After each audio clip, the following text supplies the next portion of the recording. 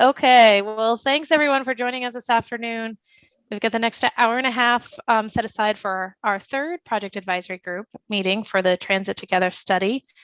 And I think we all know each other by now, but I'm Amy Patine. I'm a principal with Nelson Nygaard and the project manager for this effort.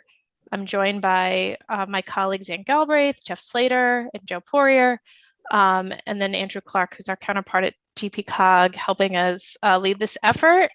I see Chris Chop on here as well. Many of our transit providers are here today and other key partners in the region. So again, thank you all for your continued participation in this effort. So we got a few items today, and really we're going to set aside most of the time to have some breakout room discussions on that third agenda item. So I'll spend the first couple of minutes giving us a project update on where we are in the effort and our schedule. And then we're going to go through the state of regional transit. These are our key findings from all of the market analysis and existing services review that we have done over the last several months. From those key findings, we're going to jump into key opportunities, and we'll walk through some of the main opportunity areas that we see that we'd love to explore further with all of you towards developing service improvement recommendations for transit service in the region. So we'll break out into a couple of discussion groups, and then we'll switch those groups around. Hopefully Zoom will cooperate with us, and we can, again, have some good small group discussion on opportunities and see what resonates with you and what additional ideas you may have. And then we'll wrap it up and explain how those opportunities are going to translate into the development of service scenarios, which is how we go about packaging up a series of improvement ideas to the public. And so, and again, I'll go over the schedule at the end, but from today's meeting, we're going to take your feedback into more in-person, in-depth workshop discussions with the transit providers, come back to the PAG, share with you the results of those conversations, and then go out for the public comment period in the roughly early summer timeframe. So that's our agenda for today. And this is a public meeting. We are recording it. And there will be opportunity for public comment at the end. And, if anyone has any clarifying questions, you can use the chat. Again, we're going to break for discussion, but feel free to jump in if you do have any questions along the way. Okay, so project update. I believe at the last PAG meeting, we had shown some of the highlights of our market analysis, and many of you also gave us written comments. We really do appreciate the time you took with that document. We did present both the market and our existing service analysis at the public meeting that was held back in February. Those materials are available on the study website, transittogether.org. In addition to those larger documents, we've also completed route profiles for all the services in the region. Those are also up on the website and available for public comment.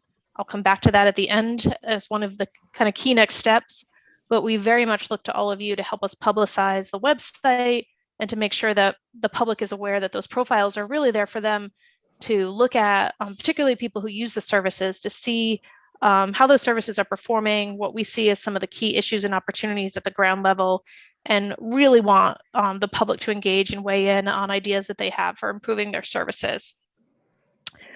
So we had the public meeting, as I mentioned, that was a virtual meeting in February. We've got the kind of rolling public input that's happening on the website. And then we also met with the community transportation leaders a couple of weeks ago, Andrew, Ann, and myself, and had a great discussion with them as well about what are some of the key challenges in using transit in the region today and some of the things they'd like to see come out of this study.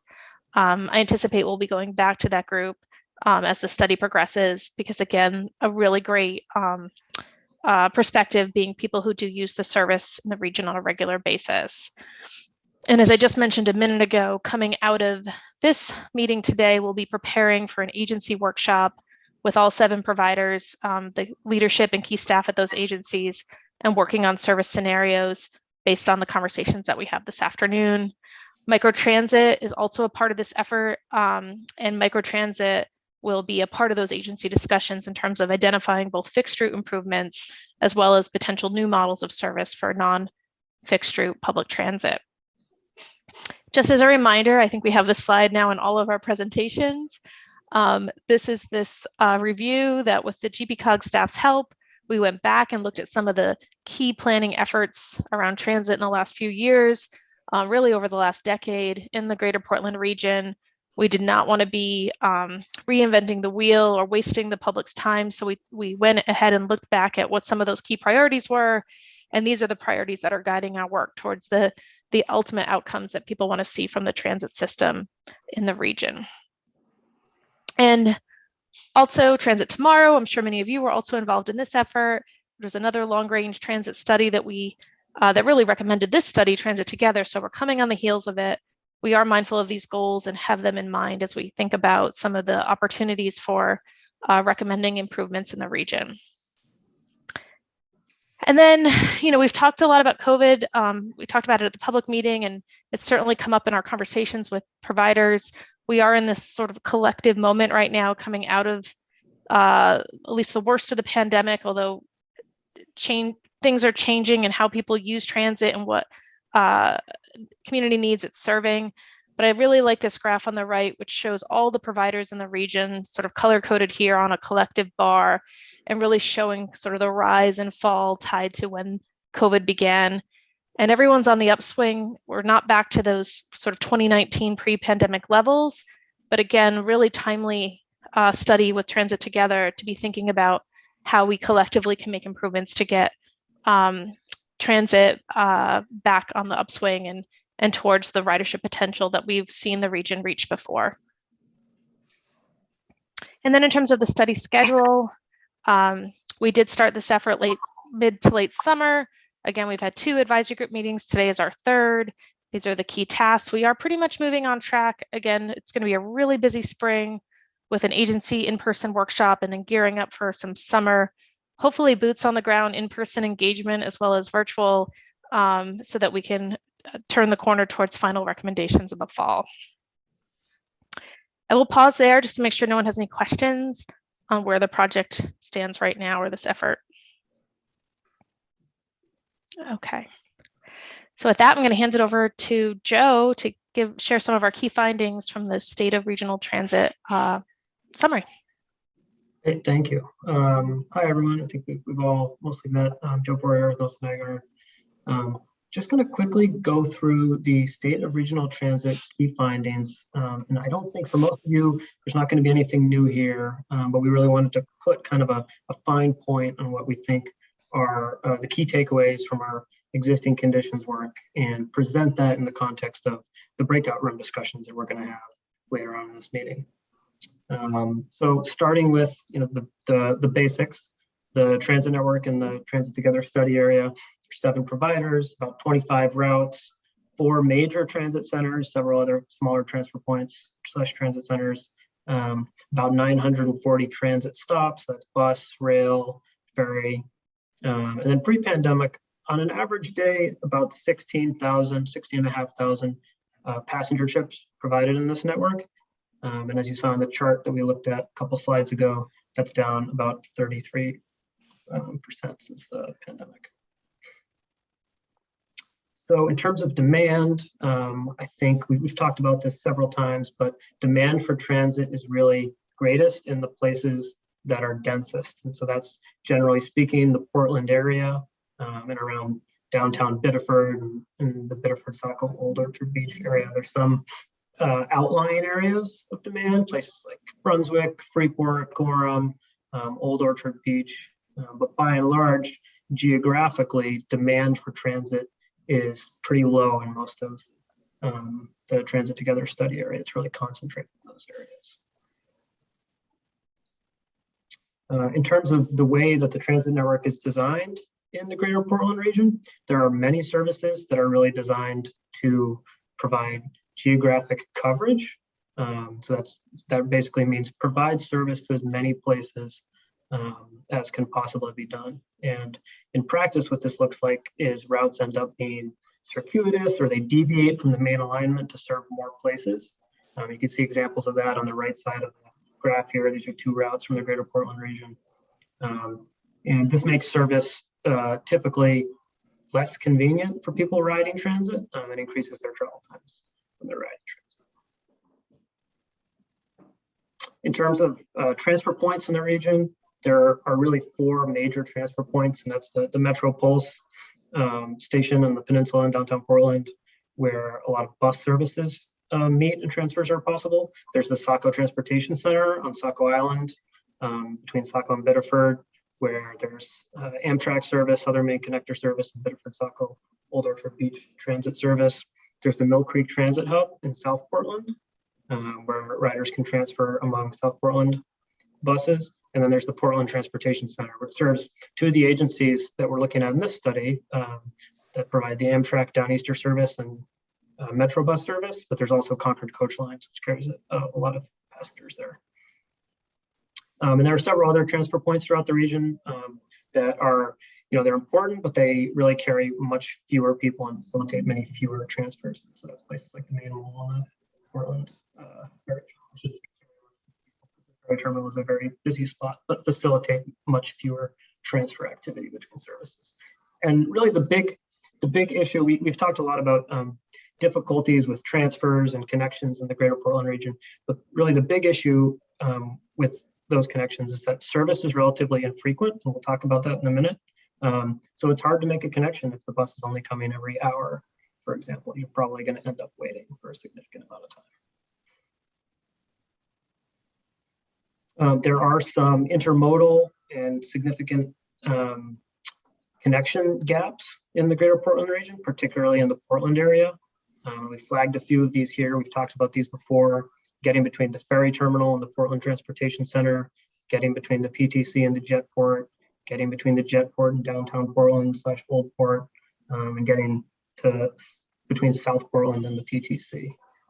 It's difficult, we've looked at different ways to parse the data on this, but it's difficult to assess the demand for these connections, but they certainly have some regional importance, and we know that in the summer tourist season, some of these connections are extremely important. So frequency, we touched on this earlier with the connection slide, but generally speaking, service in the greater Portland region is infrequent. The Metro has consistently the most routes that provide the highest level of frequency, but still they're typically at about every 30 minutes for many of the routes.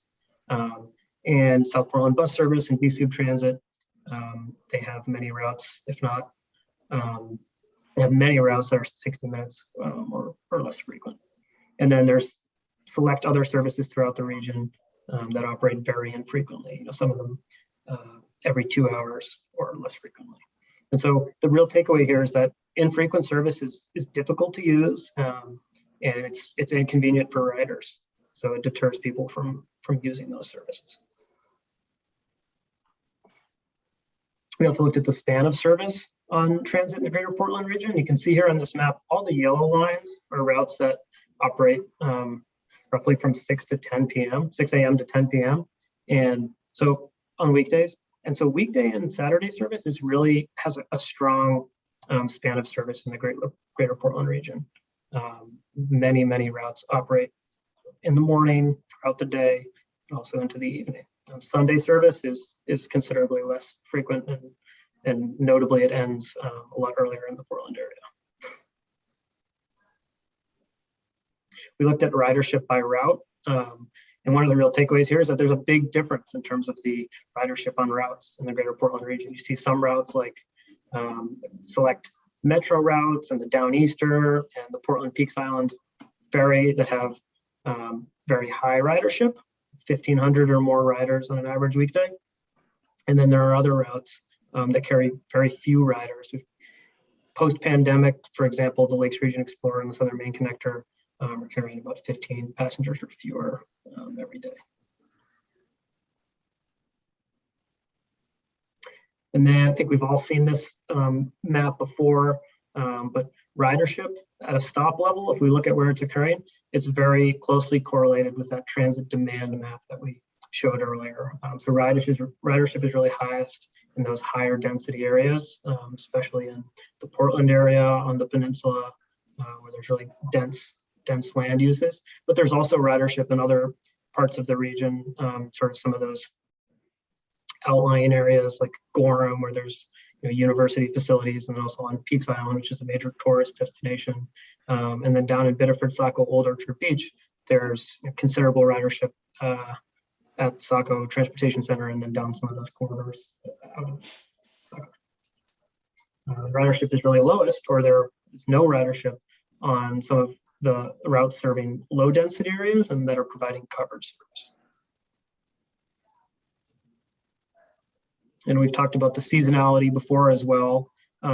Most of the services do have a little seasonal swing in terms of ridership, but especially Biddeford, Saco, Old Orchard Beach Transit, and Casco Bay Lines, they have tremendous increases in ridership in the summer. About 4 times as many people are riding those services in July and August as are in January. So there's a real important seasonal component to transit service in the region. And then branding, I know this has also been discussed quite a bit, but there are, for a relatively small region in terms of population, there are a lot of different transit service brands. So you can see on the right side of this slide, these are the transit service brands in the region.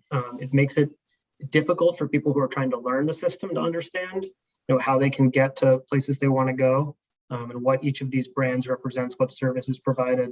And I'll also note that this isn't even showing all of the transit brands in the region. There's additional transit related brands, things like Dirigo and Southern Maine Transit Tracker as well. There are other names and concepts that potential riders have to become familiar with to learn the service. In terms of customer information, we have 7 different providers, and all these providers are generally providing information in different ways, different maps, different websites, different schedule styles. Most, but not all of the providers have GTFS files that are published that third-party apps like Google Maps or Transit app can use. Some, but not all of the services are on the Southern Maine Transit Tracker, which is a real-time tracker for transit service in the greater Portland region.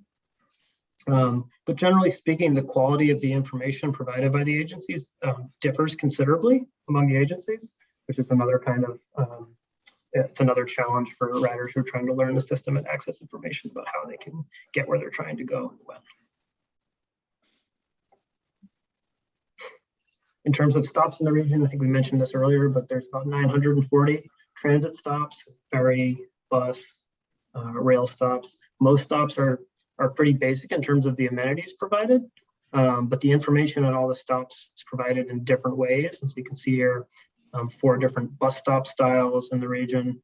And I think all of us who ride transit know that the transit stop is the first and the last part of every transit trip. So improving those stops can really make transit easier to use, safer to use, more comfortable to use, and can increase ridership.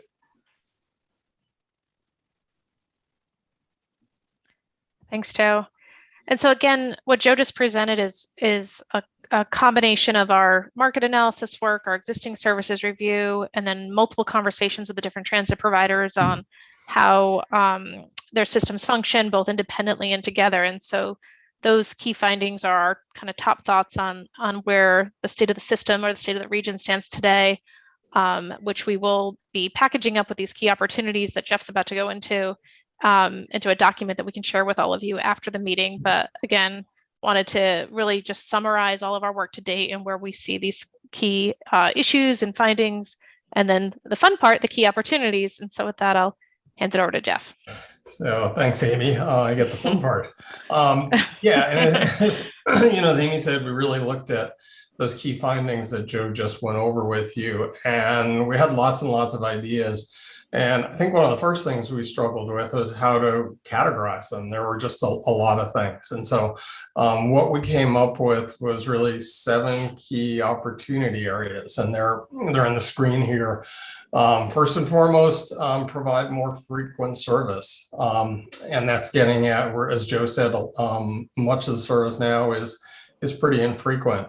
Increase the focus on high demand areas, kind of shift the focus not all towards high demand areas, but more away from coverage to places where there is higher demand.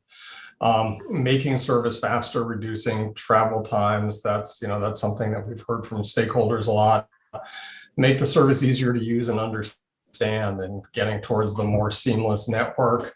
And then improving the overall network design with a really kind of rider first focus, that network design and the connections. Improve the stops so you get a pretty consistent experience throughout the region. And then the last one we just called plan together, work together, to try to have more regional efforts to, again, create that more seamless system.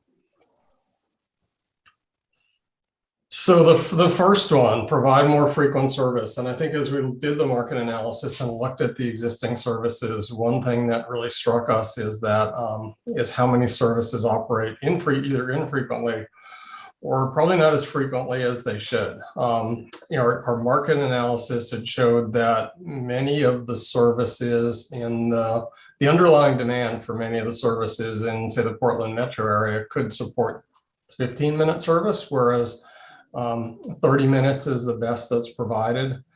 And the other thing we noticed is how many services are operating less than every 60 minutes. And as a general rule in the transit industry, it's kind of like, if you're going to provide service, to make it useful, it should operate at least every 60 minutes. And so we looked at all the ones that weren't, and that's a pretty high number. So it's really two things here: providing more service where the underlying demand warrants, but also to adopt some minimum service frequencies. And as we think of that, you know, it's really, we have to make trade-offs. We're really looking at cost neutral improvements here. And so that could mean that not everything that operates today operates in the future. And that really is a question: is it better to operate fewer routes that would carry more riders, or more routes that would carry fewer riders overall? So, and those are some regional priorities that we need to decide.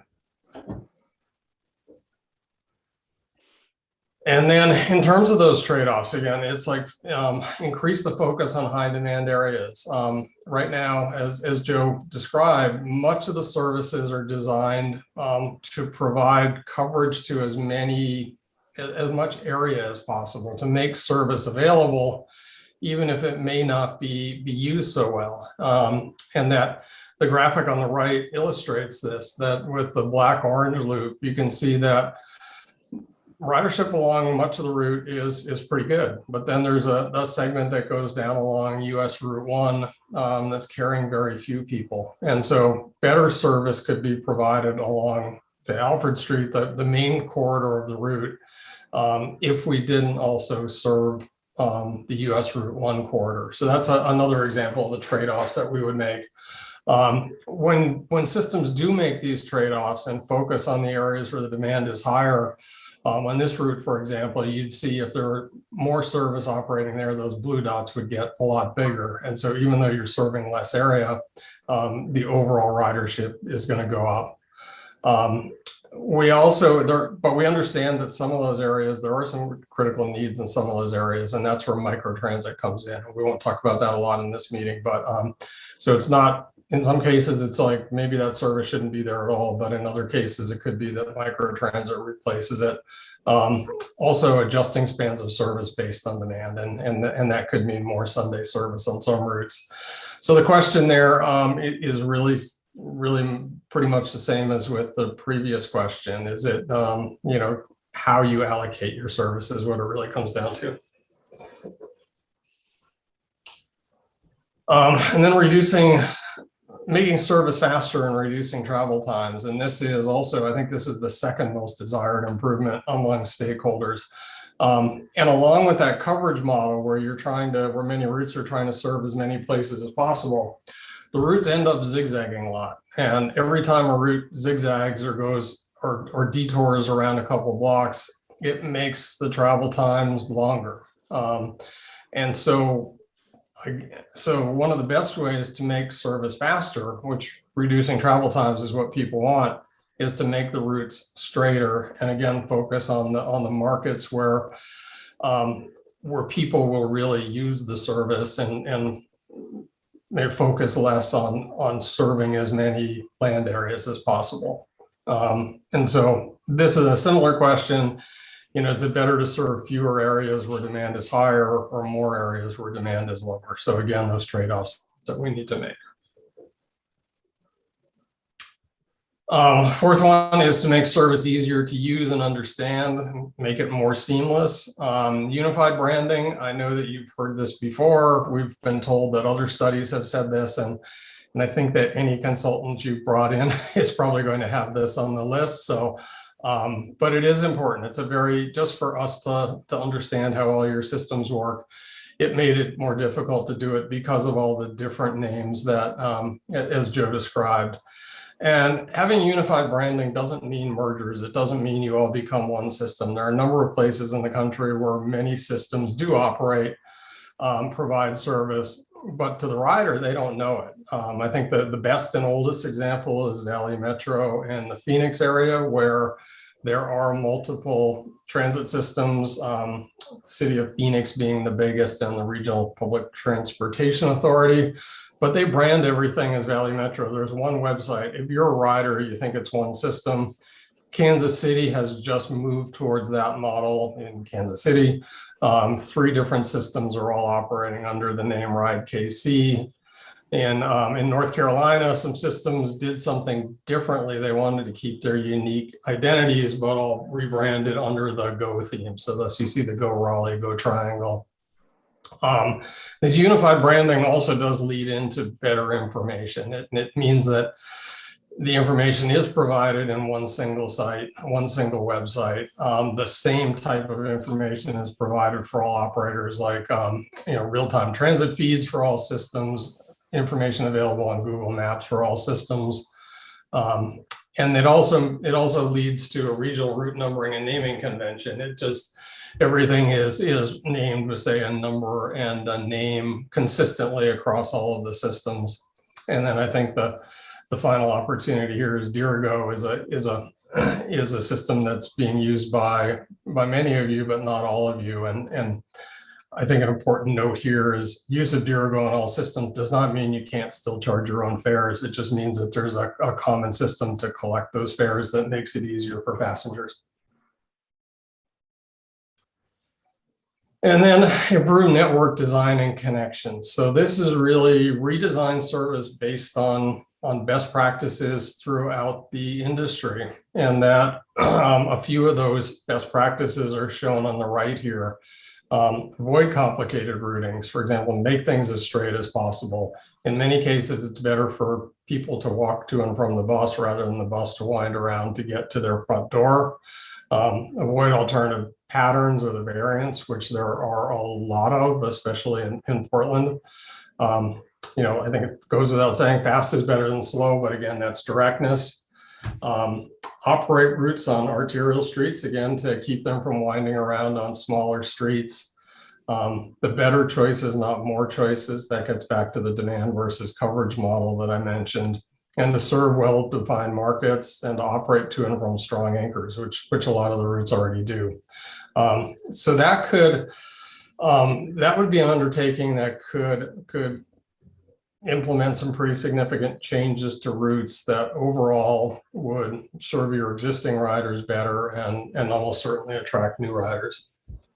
We talk about a family of services approach, and that's not looking as transit as a one-size-fits-all solution. That some routes, and you also partially do this now, express routes are intended to serve long-distance, limited stop markets, but have a frequent route category that is providing frequent service, and by frequent we mean every 15 minutes or so in major corridors.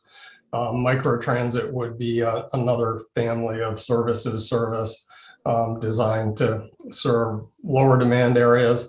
So define that family of services and determine which one makes the best sense in which area.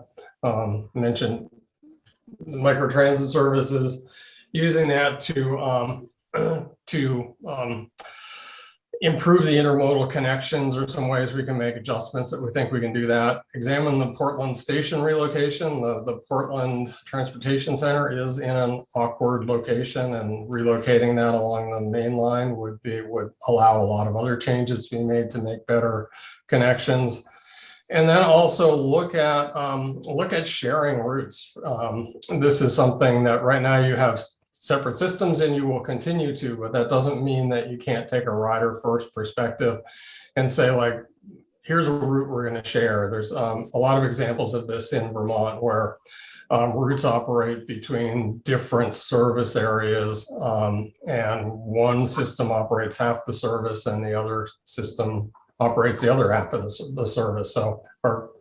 So they're sharing buses. One example would be Middlebury, Vermont to Rutland. A bus leaves the Middlebury system has a bus that leaves from Middlebury and runs back and forth, and the Rutland system has a bus that leaves from Rutland and runs back and forth. So there are ways to share things that could make service more seamless for riders.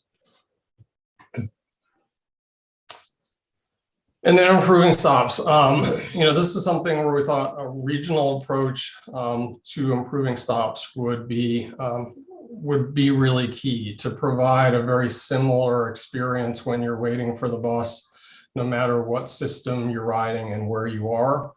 The typical way in which this is done is to develop a hierarchy of stops that have better facilities at higher volume stops, down to more basic facilities at local stops and other types of stops in between. There's an example there on the right, but it's really define the hierarchy, usually based on boarding levels, define the specific elements, and provide good information at those stops. And that's something that would be probably best undertaken on a regional basis rather than a system by system basis, again, to get consistency through the region. And then the final one, plan together, work together. Again, we keep hitting on the same theme because Anne has drilled it into our brains throughout this project, but to make service more seamless. And to do that is to develop a lot of regional approaches. The bus stops were one example of the regional approaches, but another one would be to regional approaches that inform standards and priorities for service investment, again, to get more consistency throughout the region. Do the same thing for facilities, equipments, and technologies. Also develop a set of regional service standards, or as I really like to call them, more guidelines, including minimum service frequencies, and also have a consistent approach to implementing microtransit. And then finally, a couple of ideas for strengthening collaborative efforts. One thing that is done some places with multiple systems is to have periodic joint board meetings, so the boards or heads of the agencies can collaborate directly, and then better define the respective roles of all of you, really, GPCOG, PACS Policy Board, transit providers, and other key agencies. So that's our list, and the next thing we'd like to do is have you tell us what you think of these, and whether you like them, whether we missed them, of something, which are most important. And Amy's gonna peel us off into different breakout groups to do that. Yeah. So we know this is a lot of information to unpack. And again, we really want to get your input on these 7 opportunity areas. So what we're going to do next is we've created 2 breakout groups. One that's tackling the first 3 on the list, and then the second group will tackle the next 4 on the list. So we'll take them kind of by topic. And so we're going to go ahead and assign everyone to be in one of the 2 groups, meet for 15 minutes, and we'll have our staff in each group to facilitate discussion. And then we'll come back and have everybody switch. And then we'll spend another 15 minutes or so in the second group so that everyone gets an opportunity to weigh in on all 7 areas. Does that make sense? Any questions before we break out? Hopefully this works. I'm going to hit open all rooms and everyone should appear in one room or another. And I guess we'll reconvene and leave the rooms at about 10 of 2 and then do a switcheroo to the other room. So bear with us. So I think we just want to have a quick, maybe a little 5-minute recap. I can start on, we'll call it room 2, which was sort of the regional collaboration and some of the non-service or network design issues, more of the other opportunity areas. And between the two rooms, interesting, but the overall top priority was working together and planning together. And I think a couple of people made the point that was that needs to come first and everything follows from it, right? If we want to, improve fare systems, or if we want to improve connections, anything that comes that was suggested as another opportunity area would follow from that working together, planning together. Just some of the other ideas that were brought up and rose to the top were considering equity and consistency across the region. So equity in terms of, funding applied across the region, and then consistency in terms of bus stops or service standards or route design. And that again falls under the plan together, work together. So a lot of emphasis on that plan together, work together element. One other topic raised was, is there the appetite to do some of these things when they've been tried before and have sputtered out a little bit? So we have to be very mindful of that, to just not bring up the same old thing that was didn't succeed before. It needs to be done in a different way, or the working together, planning together needs to support that effort. So I think I'll let Joe or Jeff kind of recap what you heard in their room, and then maybe we can have a little bit of a general discussion. Yeah, I can do that. Or Jeff, do you want to recap? Maybe I'll go ahead. Joe. Unmute. Yeah, I think both of, I would say that both of our sessions, the focus of the conversation was really on frequency and how discussion about how a lot of the other things, the other priorities all go back to frequency or impact frequency. And if you do other things, you can get more frequency. Then I think there probably was agreement for need for better frequency throughout the region and everywhere. Maybe not a lot of agreements on how to get there, or even if it's possible. But I think we really focused on, everything focused along that. Interestingly, our group never got to the plan together, work together one. So I don't want to say that's not important, but it's kind of, we never really got to it, and that never really came up in our group. But a lot of talk about the importance of creating a seamless system. I think one person said that was very compelling. But yeah, I think, just a lot of focus on the need for better frequency. And I'd say if I left anything out there that someone thinks is important, just jump in and add that. Yeah, I think one thing that was interesting that came up in our first session was the question of reliability or predictability of service. That's something that maybe we missed in that list of 7. That's great if the bus is pretty fast, but if you think it's going to come at 4:30 and it doesn't show up until 4:45, that can throw a wrench into your schedule. So reliability came up, which I thought was really interesting. And then I think there was also some discussion about, equity. If we want to, about the tension between maybe allocating resources towards higher frequency corridors where there's more demand for transit versus potentially pulling resources away from places where, sure, it's lower density and relatively few people use the service, but what if it's really important to those people? So we talked a little bit about that tension in our second group.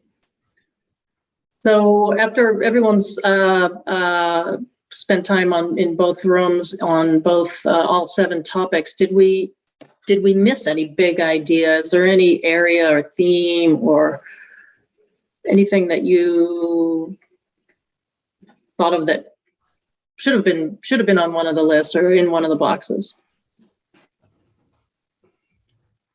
So it seems to me like frequency and working together were the ones that really the priorities. I think we're ready probably, unless give everyone one more minute. We can chime in again at the end, but maybe we'll move on because Amy's going to explain how we're going to take all this information and package it together. Yeah. Thanks, Ann. You guys can see my screen, right? Yes. Okay. Yeah, so I mentioned this earlier, the service scenarios approach, which, sorry, it looked like we had a couple hands raised. Yeah. Oh, I'm sorry. Thank you, Ian. I missed that. We moved too fast. Please jump in. Yeah. Patricia, go ahead. Yeah. I was No. Here. Late with the hand. But I also wanted to just circle back to one of the points that was made earlier too, that I don't think we should lose sight of is making data-driven decisions and also setting specific goals, milestones, expectations. I mean, that's going to be required for any kind of funding. And I wasn't quite sure, I guess going into that this was a funding neutral exercise. But anyway, I just think we need to, whatever decisions are made, I think there need to be tangible results that are expected, benchmarks of what is to be achieved instead of just things that are nice to do. And I think that will help move things along as well and build support. Great. I think, Amy, the intent of the study is to come out with cost neutral recommendations, but also priorities for if and when additional funding might become available. So yeah, that's our understanding right now. Yeah. Yep. Greg, you had your hand up as well. Yeah, just something similar. I mean, in terms of those main conclusions, you just sort of summarize, frequency and working / planning together. I'll already reiterate what I commented about in the last breakout, which working and planning together, of course, is part and parcel of doing all of this work. But what we're really after here, this is an effort to optimize, to improve, to redesign, principally the bus network, in close coordination with our multimodal partners. And this is a very on the ground, concrete work that we're trying to do here. And as I think somebody said earlier too, ways in which that effort can help us improve frequency again in a cost neutral way, I think is where our focus should be. But I'm glad that we're also going to be elevating opportunities that would require future funding. That's certainly important for us to do. But I just wanted to sort of put it back out there that, going into this, our focus has been taking a hard look at the existing system and what we can do in a very concrete way in a short time frame to make it better for riders. And of course, working and planning together goes along with that. But if that were one of the outcomes of the study, that would not be a great outcome in my view, just coming to that. It needs to be tangible. It needs to be tangible for the riders. Yeah. So one more quick comment from Kenneth, maybe. Oh my God, I'm getting old.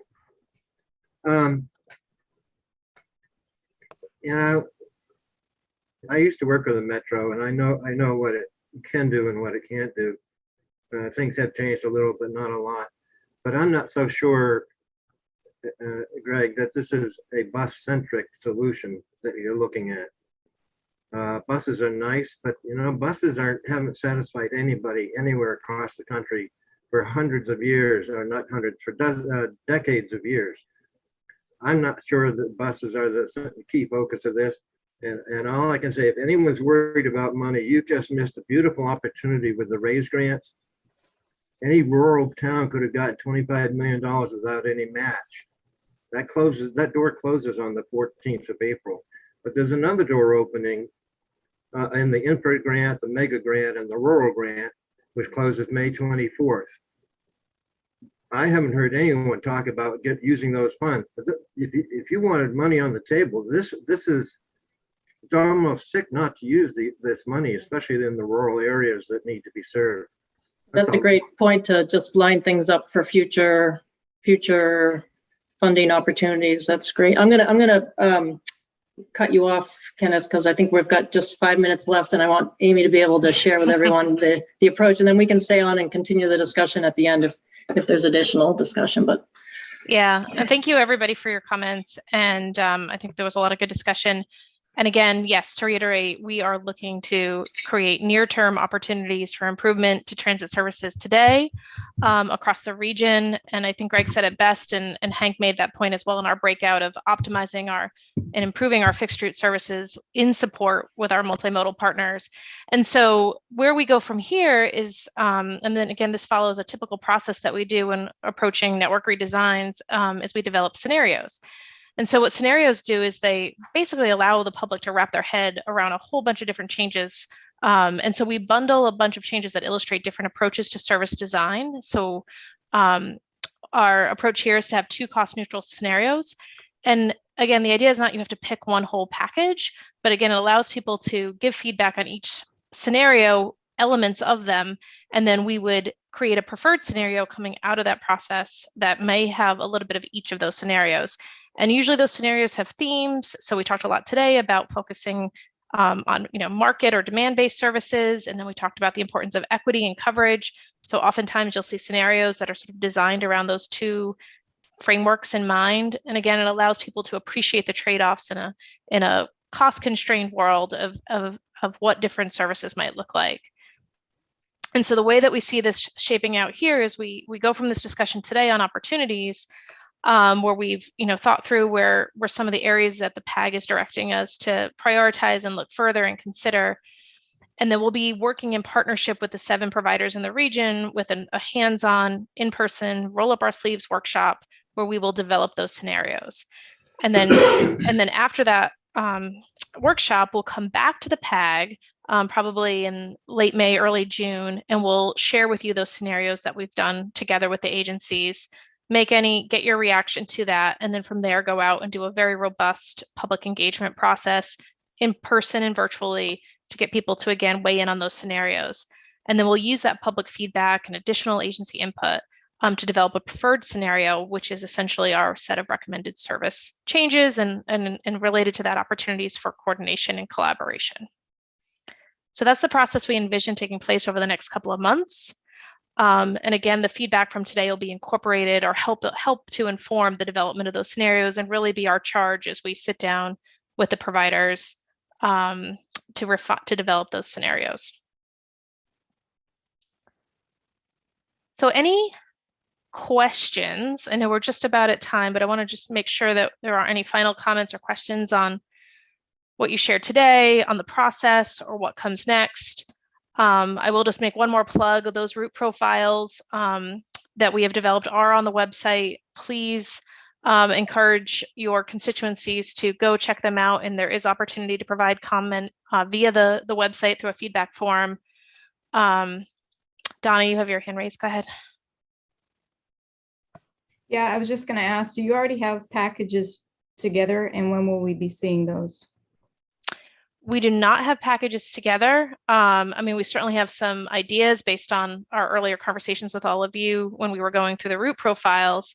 We want to continue to monitor public comment there, but really the outcome of today's conversation is to help us come up with some of those thematic concepts and then work through the development of those scenarios with you guys. So we know that we want to make the most of your time, so we may come to that workshop with some ideas to build upon, but we don't have a preset outcome at this time. We really do want to design the system in coordination with the providers or the network, overall network.